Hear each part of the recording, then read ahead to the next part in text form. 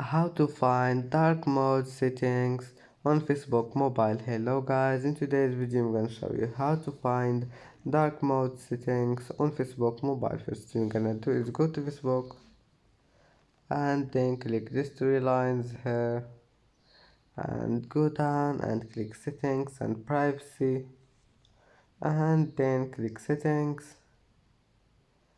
and now click this one, dark mode. And as you see here, you can find dark mode settings on Facebook mobile. It's easy, of course. Just click here or click here and go back and it will be saved. And that's how to find dark mode settings on Facebook mobile. And that's it for today's video. If you like this video, don't forget like and don't forget subscribe, and see you in the next video.